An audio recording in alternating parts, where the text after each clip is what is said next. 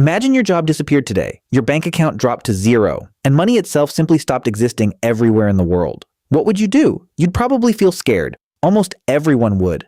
But now imagine going 300,000 years back in time and meeting your own ancestors. Forget the world you know. There were no jobs, no money, no bosses, no deadlines. This was the reality our ancestors lived with for almost all of human history. And yet they didn't just survive in that world. They created a way of life that feels almost impossible for us to imagine today. So here's the real question. If there was no office to go to, no phone to check, and no schedule to follow, what did our ancestors actually do all day? The truth is not what most people imagine. We picture ancient humans as helpless survivors, constantly fighting hunger, escaping predators, and struggling just to stay alive. But the evidence tells a completely different story. Because the Earth didn't just reveal weapons and hunting tools. It revealed something far more surprising: musical instruments, jewelry, paintings so detailed that even today they make us question what ancient humans were truly capable of. These weren't the remains of people trapped in a never-ending fight for survival. They were the remains of people who had something incredibly rare: time. A lot of it. But how do we actually know what that lost world looked like? The answer wasn't hidden in a book. It was found by studying the few people who still live close to that ancient way of life. No diary from 50,000 years ago. No photograph, no note left behind telling us how ancient humans spent their days. And if you had to live with a tribe that still followed the pattern of ancient human life just to discover the truth, it would be almost impossible for you, for all of us. But one man did exactly that. Mr. Richard Lee, an anthropologist, studied this way of life by standing in the desert, holding a notebook, and simply watching people live. In 1963, he walked into the Kalahari Desert in Botswana. He had heard about a tribe there still living in a way similar to how humans had lived for most of history. No farms, no shops, no clocks. Lee didn't guess. He didn't create theories from a distance. He moved in. For 3 years, he watched them closely and wrote down one question every single day. Where does their time actually go? What he discovered challenged everything people believed. These people spent only around 15 to 20 hours a week finding food. That's it.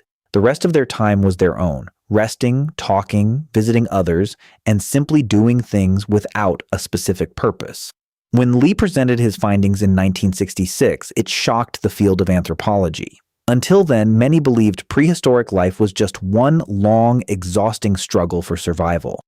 But Lee's notebook told a different story. However, there was an obvious question, and scientists asked it too. One tribe living this way today doesn't prove exactly what happened 50,000 years ago. So researchers looked deeper. Literally.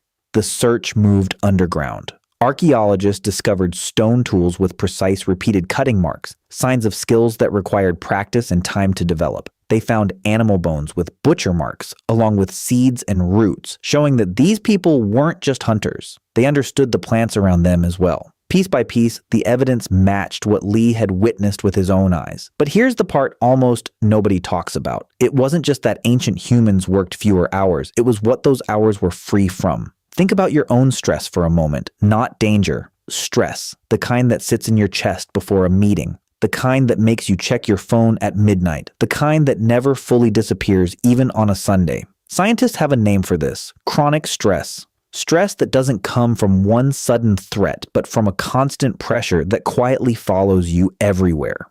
Researchers studying the Hadza people in Tanzania today measure this directly through something found in hair strands called cortisol, the body's stress hormone.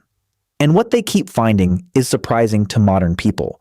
Their levels of ongoing everyday stress are consistently low, not because their lives were easy. They faced real danger. They faced hunger. But danger came, and then it passed. There was no boss sending messages at 11 p.m. No 30-year mortgage constantly sitting in the back of their minds. No traffic jam waiting for them every morning. Anthropologists call this an immediate return way of life. You hunt today. You eat today. You don't spend your entire life paying for yesterday. Nothing follows you for years at a time. And that changes how the human brain and body experience stress.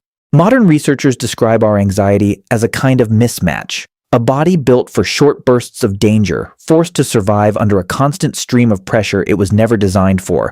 So when you put everything together, the stone tools, the bone marks, the tribes still living this way today, and the science of stress, a different picture begins to appear. Not a species constantly struggling and panicking to survive, but a species that worked less, worried less, and somehow still made it all the way to us. And the biggest clues about this different way of life appeared after something we experience every single day: night.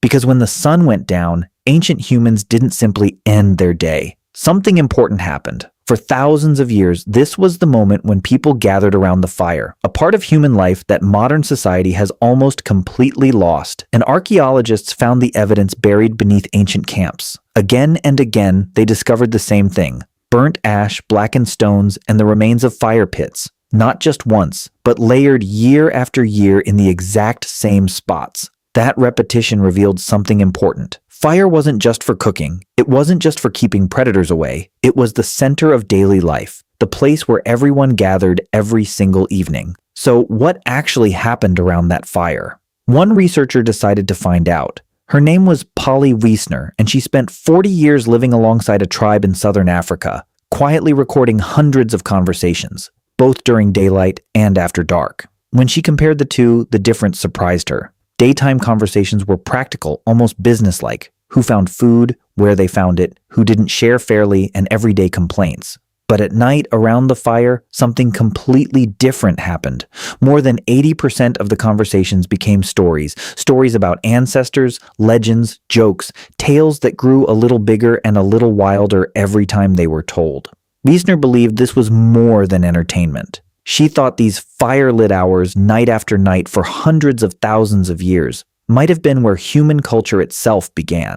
Because ideas about gods, spirits, and the future only appear in a mind that isn't hungry, isn't under constant threat, and finally has room to wander. And this is where the stress story comes back. A mind that is constantly on edge doesn't tell stories. It doesn't imagine. It only watches for danger.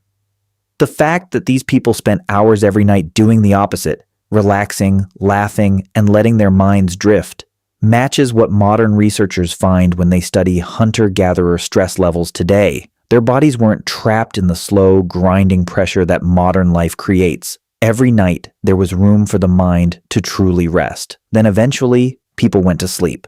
But here's the part that surprises almost everyone who hears it for the first time. A historian named Roger Ekirch spent 16 years searching through old diaries, court records, and literature to answer one question: how did people actually sleep before electric light existed? What he found, hundreds of times across different documents, was the same pattern. People didn't sleep through the night in one long stretch. They slept for a few hours, naturally woke up for an hour or two in the middle of the night, calm, not anxious, and used that quiet time to talk, pray, or simply lie there thinking. Then they returned to a second sleep until morning. This was so normal that old texts casually mentioned first sleep and second sleep without explaining them because everyone already understood what they meant. This pattern only started disappearing in the late 1700s. The reason was simple. Artificial light finally allowed humans to push back the darkness. So the next time you wake up at 2 in the morning, feeling strangely calm but completely awake, and assume something is wrong with you, maybe it isn't. Your body might simply be reaching back for a rhythm it followed for thousands of years. The only thing missing now is the fire, and the quiet voices of family still awake beside you. Because after everything we've uncovered, one question remains.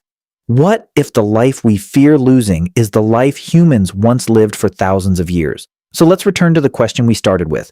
Your job is gone. Your money is gone. No boss, no deadlines, nothing waiting for you tomorrow morning. Remember how frightening that sounded at the beginning? Now you know the truth.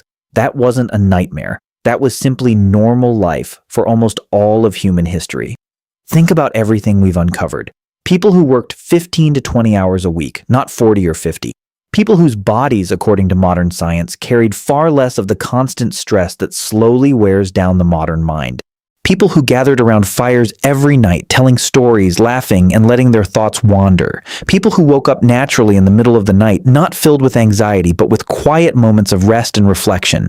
Nobody gave them a wellness routine. Nobody told them to meditate, disconnect, or search for a better work-life balance. They never had to search for it, because it was never taken away from them. And maybe that's the biggest surprise of all. We didn't lose our time by accident. Somewhere between building more, wanting more, and owning more, we slowly traded it away, piece by piece, generation by generation, until we forgot that time was something we were meant to have. We call it progress, but maybe the question we should ask is progress toward what? And if you could return for just one day, one evening, one fire, with nothing to prove and nowhere else to be, would you?